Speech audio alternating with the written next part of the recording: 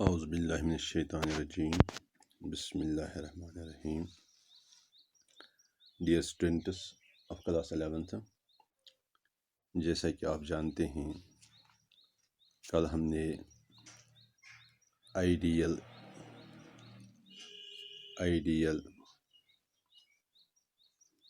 Gas equation जो है उसको डिराइव किया और उसको डिराइव करने के लिए हमने दो तरीके अख्तियार किए। तो और हमें आइडियल गैस इक्वेशन की दो फार्म सामने आ गई।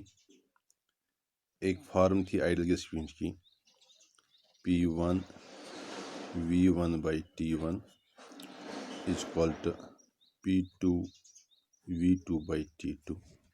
एक फार्म ये है और इसी की दूसरी फार्म हमें है PV is equal to nRT। These are the two forms of ideal gas equation. और आप जानते हैं कि इसमें हमने जितने भी वेरिएबल्स इस्तेमाल किए हैं इनका क्या मकसद है। पहली रिलेशन में P1 pressure, V1 volume, T1 temperature in one state rather than initial state. जब हम इसी गैस का प्रेशर चेंज करते हैं टू P2, फिर वॉल्यूम चेंज होता है टू V2 और टेम्परेचर चेंज होता है टू T2। यानी P2, V2 और T2 जो हैं ये दूसरे स्टेट में गैस का प्रेशर, वॉल्यूम और टेम्परेचर हमें मेंशन करते हैं। जैसा कि आप जानते हैं ये मैथमेटिकल इक्वेशन है, इसमें 6 क्वांटिटीज़, 6 वेरिएबल्स इस्तेमाल होते हैं। 6 में से अगर हमें 5 का वैल्यू दिया गया हो तो छठा कोई भी हो हम उसे कैलकुलेट कर सकते हैं। इसी तरह से ये जो दूसरी फॉर्म है इस इक्वेशन की PV is equal to nRT, इसमें P प्रेशर है, V वॉल्यूम है, N जो है ये है number of moles of the gas, और याद रखना नंबर ऑफ मोल्स जो होता है that is equal to mass of the gas divided by molecular mass, या पहले से जानते हैं। और R जो है ये गैस कांस्टेंट है, यूनिवर्सल गैस कांस्टेंट। तो इसके बारे में आपने देख लिया, इसके बहुत सारे न्यूमेरिकल वैल्यूज़ हैं depending upon the units of pressure, volume, temperature etcetera.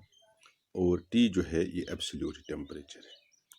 तो हमने बता दिया था कि ये जो आइडियल गैस इक्वेशन है इसमें अक्सर और बेशतर एग्जाम्स में न्यूमेरिकल्स पूछी जाती हैं। तो न्यूमेरिकल्स में ये दोनों टाइप की जो रिलेशंस हैं या दोनों टाइप की फॉर्म्स जो हैं आइडियल गैस इक्वेशन की ये इस्तेमाल होती हैं। तो हम आज थोड़ी बहुत प्रैक्टिस कर लेंगे न्यूमेरिकल्स की, जिसमें हम इन दोनों इक्वेशनों का इस्तेमाल करेंगे। तो पहली न्यूमेरिकल मैं यहाँ पर लिख रहा हूँ, तो आप भी चाहो तो लिख लो। तो न्यूमेरिकल है at 25 degree Celsius, at 25 degrees Celsius and 760 mm of Hg pressure, a gas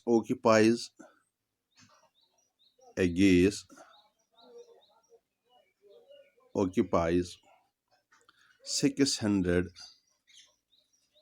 ml volume. 600 ml volume. What will be its pressure? What will be its pressure at a height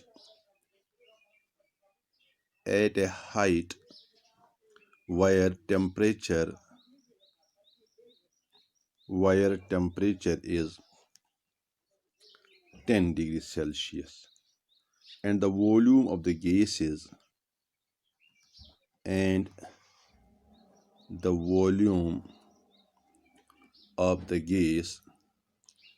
is 640 ml। ये हमारी पहली numerical है। आप देख लीजिए बड़ी simple numerical है। इसमें एक पॉइंट याद रख लेना, जो यहाँ पर हम क्वांटिटीज़ इस्तेमाल कर रहे हैं एक साइड पे या दूसरी साइड पे, तो जैसे प्रेशर है, अगर हम प्रेशर एटमॉस्फेयर्स में P1 एटमॉस्फेयर्स में दिया हुआ है और P2 जो है ये भी एटमॉस्फेयर्स में ही होना चाहिए। अगर बाय द वे ये मिलीमीटर्स में होगा या सेंटीमीटर्स में होगा तो इसको हमें फिर एटमॉस्फेयर्स में चेंज करना पड़ेगा। या टेम्परेचर है, जैसे यहाँ पर ये एब्सोल्यूट टेम्परेचर है, absolute temperature means temperature in kelvins. अब अगर वहाँ पर हमें, जैसे इस न्यूमेरिकल में आप देख रहे हैं, यहाँ टेम्परेचर केल्विन्स में नहीं दिया हुआ है, यहाँ टेम्परेचर सेल्सियस स्केल पे दिया हुआ है, तो हमें ये टेम्परेचर केल्विन स्केल में चेंज करना पड़ेगा। तो यानी कहने का मतलब यह कि जो भी आप यहाँ पर वेरिएबल्स लेंगे, इन सबों की यूनिट्स जो हैं वो एक जैसे होनी चाहिए। तो आप देख लीजिए हमें क्या है, at 25 degree Celsius and 760 millimetre mercury of pressure a gas occupies 600 ml volume. यानी हमें एक गैस के बारे में दिया हुआ है, गैस का टेम्परेचर जो है वो 25 डिग्री सेल्सियस है, इसका प्रेशर 760 मिलीमीटर ऑफ मर्करी है और गैस जो है इसका वॉल्यूम जो है वो 600 ml है। गैस का वॉल्यूम 600 ml है, जबकि जिस वक्त इसका प्रेशर 760 मिलीमीटर ऑफ मर्करी है और टेम्परेचर 25 डिग्री सेल्सियस है। अब ये कहता है what will be its pressure. अब इसी गैस का प्रेशर क्या होगा at a height where temperature is 10 degree Celsius. यानी अगर हम इस गैस को एक ऐसी हाइट पे ले जाएंगे जहां पर टेम्परेचर 10 डिग्री होगा, यानी पहले तो 25 था, अब यानी इसका टेम्परेचर चेंज हो रहा है जहां पर टेम्परेचर 10 डिग्री सेल्सियस है और वहां पर इसका वॉल्यूम 640 ml है, तो हमें प्रेशर बताना है। इसका मतलब है गैस में हमें दो स्टेट्स दिए हुए हैं। पहले स्टेट में गैस का टेम्परेचर जो है that I will represent by T1 that is equal to 25 degree Celsius. अब अगर आप इसको केल्विन्स में चेंज करोगे तो आप जानते हैं आपको इसको 273 ऐड करना पड़ेगा, तो इट विल बी 298। 5 और 3 8, 7 और 2 9, 298 केल्विन। ठीक है ना। तो टेम्परेचर T1 इनिशियल स्टेट में टेम्परेचर 298 केल्विन है और इसका प्रेशर जो है P1 that is 760 millimetres of mercury. आप जानते हैं ये जो 760 मिलीमीटर्स है it is equal to 1 atmosphere. तो हम इसको मिलीमीटर्स में ही रखेंगे, एटमॉस्फेयर्स में चेंज नहीं करेंगे। और इसका वॉल्यूम जो है V1 दैट इज 600 ml। तो ये गैस की पहली हालत है, इनिशियल स्टेट। तो फाइनल स्टेट में देखिए टेम्परेचर जो है T2 वो 10 डिग्री सेल्सियस है, 10 degree Celsius that means 10 plus 273 that is 283 kelvin. और इस गैस का वॉल्यूम हमें दिया हुआ है V2 दिया हुआ है 640 ml और जब इसका प्रेशर P2 जो है वो हमें कैलकुलेट करना है। तो इसका मतलब है हम देख रहे हैं कि यहाँ पर हमें 6 वेरिएबल्स में से 5 वेरिएबल दिए हुए हैं, एक नहीं दिया हुआ है। तो जाहिर सी बात है ये P2 कैलकुलेट करने के लिए हमें इस पहली इक्वेशन का इस्तेमाल करना पड़ेगा। तो इसका सॉल्यूशन होगा applying equation P1 V1 by T1 is equal to P2 V2 by T2। क्योंकि हमें P2 कैलकुलेट करना है, so P2 will be equal to P1 V1 T2 यहाँ आएगा into T2 divided by T1 into V2। ठीक है। अब इन सबों का वैल्यू दे दीजिए। P1 जो है that is equal to 760, V1 जो है that is equal to 600, T2 जो है that is equal to 283 divided by T1 जो है that is equal to 298 into V2 जो है दैट इज इक्वल टू 640। ठीक है ना। तो ये हमें अब कैलकुलेट करना है। कैलकुलेट करने के बाद आप देखोगे कि हमारा P2 जो है that becomes equal to 676.6 mm, 676.6 millimetres of mercury जो है वो P2 का वैल्यू आ रहा है। तो इस तरह से हम P2 कैलकुलेट करने में कामयाब हो गए। तो आप चाहे इसी तरह की इक्वेशन पे अब एक और न्यूमेरिकल लिखिए जो आप खुद सॉल्व करोगे। दूसरी न्यूमेरिकल जो है वो लिखिए आप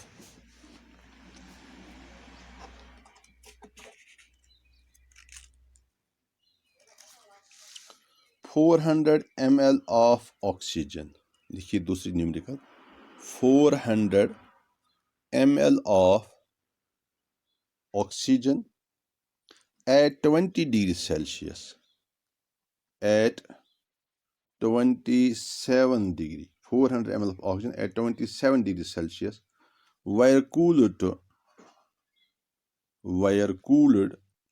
to minus 15 degrees Celsius without the change in pressure। आप समझ रहे हैं क्या हो रहा है?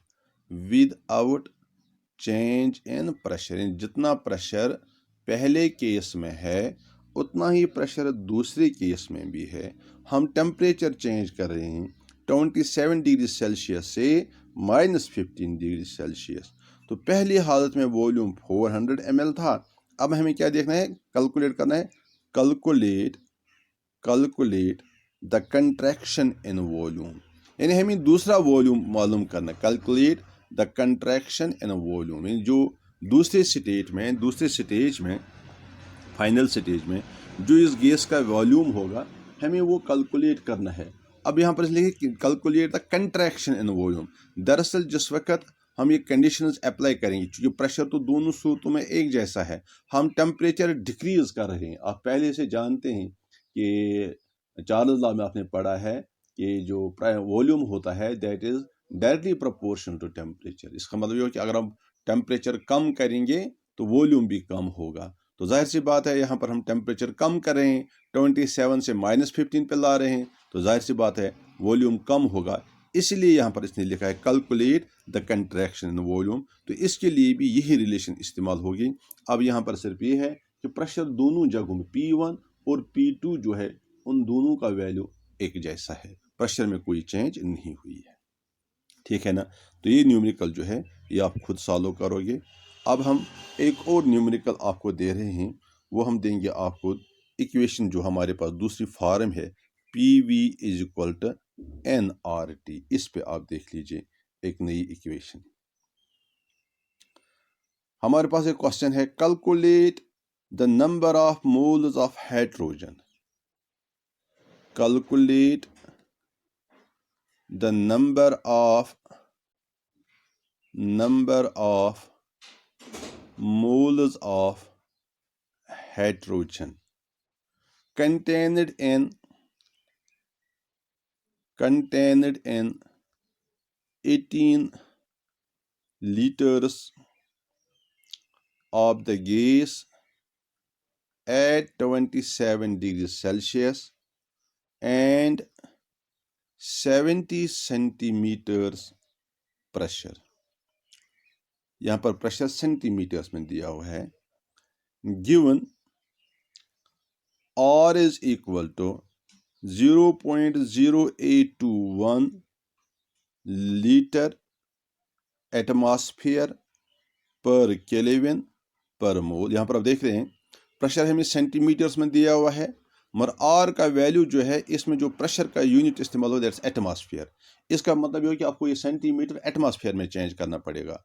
आपको याद होगा 76 सेंटीमीटर जो होता है that is equal to 1 atmosphere. तो 70 बनेगा 70 डिवाइड बाई 76 एटमॉस्फेयर। तो R का वैल्यू दिया है। Further if the mass of hydrogen, further if the mass of hydrogen taken as above is found to be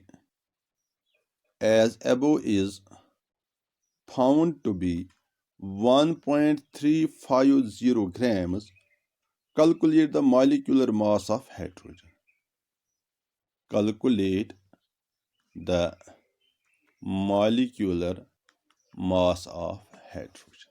ये हमारी न्यूमेरिकल है। अब देखिए सिंपल न्यूमेरिकल है, ज़्यादा मुश्किल नहीं है।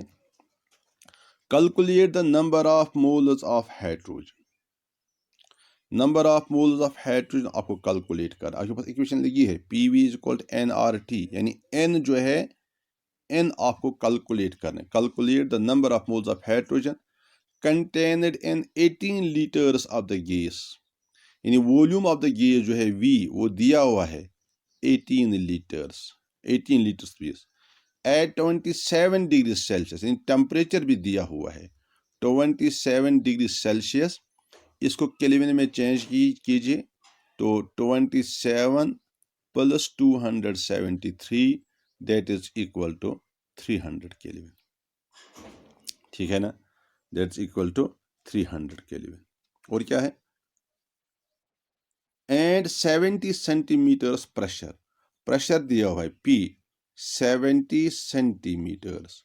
जैसे मैंने बताया आर का वैल्यू दिया हुआ है एटमॉस्फेयर्स में, तो इसको एटमॉस्फेयर में चेंज करने के लिए हम करेंगे 70 डिवाइड बाई 76 एटमॉस्फेयर्स बनेगा ये, ठीक है ना। तो आर का वैल्यू दिया हुआ है, R is equal to 0.0821 litres, volume तो यहाँ पर भी लीटर्स में दिया हुआ है। एटमॉस्फेयर्स ऑफ प्रेशर को हमने एटमॉस्फेयर में चेंज कर दिया, केल्विन टेम्परेचर को केल्विन में चेंज कर दिया, moles per mole number of mole जो है दैट इज n। तो हमें यही n कैलकुलेट करना है। अब चूंकि आप देख रहे हैं कि हमारी जो पहली जो इक्वेशन हमें दी है PV is equal to nRT, इसमें हमें P भी दिया हुआ है, वॉल्यूम भी दिया हुआ है, n हमें कैलकुलेट करना है, R भी दिया हुआ है, R का वैल्यू दिया हुआ है, और टेम्परेचर जो है इसका वैल्यू भी दिया हुआ है। तो जाहिर सी बात है जब हमारे पास इक्वेशन है PV is equal to nRT, हमें n कैलकुलेट करना हो तो n is equal to PV divided by RT, PV divided by RT। अब दे दीजिए इन सबों का वैल्यू, P है equal to 70 by 76 into V is equal to 18 litres divided by R is equal to 0.0821 into T is equal to 300 Kelvin. तो जब इस सबों का वैल्यू हमारे पास दिया हुआ है तो इस वैल्यू को जब आप कैलकुलेट करोगे तो after calculation you will get 0.76 moles, 0.76 moles. तो ये है number of moles of hydrogen gas present in 18 litres of the gas. अब हमें कैलकुलेट करना है, आगे देखिए further, the mass of hydrogen taken above, ये जो 0.67 मोल्स है इसका मास है इक्वल टू 1.350 ग्राम्स, ये मास ऑफ हाइड्रोजन है 18 लीटर्स का। कैलकुलेट द मॉलिक्यूलर मास, हमें m कैलकुलेट करना है, कैलकुलेट द मॉलिक्यूलर मास। आप जानते हैं n is equal to m by m, हमें m कैलकुलेट करना तो m आएगा m डिवाइडेड बाई n। हमारे पास m दिया हुआ है 1.350 और स्मॉल n जो है ये हमने कैलकुलेट कर लिया 0.67, तो 1.350 divided by 0.670 it is equal to 2.015 U। तो this is the molecular mass of the gas। तो इस तरह से इस इक्वेशन की मदद से हमने यहाँ पर नंबर ऑफ मोल्स कैलकुलेट किया। आप जानते हैं यहाँ पर 5 वेरिएबल इस्तेमाल होती हैं PV nRT, इसमें R कांस्टेंट है, ये जो बाकी हैं इनका वैल्यू तो चेंज होता रहेगा। इसमें से जो कोई भी आपको कैलकुलेट करना हो आप आसानी के साथ कैलकुलेट कर सकते हैं। आप इस पे आप एक और न्यूमेरिकल लिखिए जो आप बाद में खुद सॉल्व करोगे।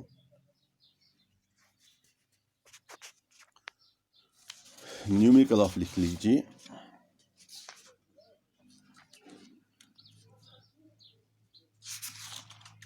मैं बताता हूँ, डिक्टेट करता हूँ न्यूमेरिकल आपके लिए।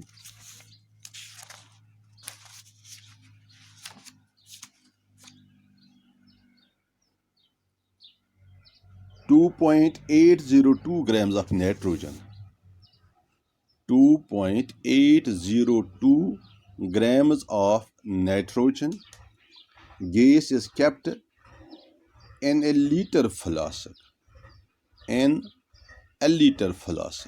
यानी a liter flask का मतलब हो गया कि जिस फ्लास्क में गैस है उसका वॉल्यूम 1 लीटर है, इसका मतलब है गैस का वॉल्यूम भी 1 लीटर होगा।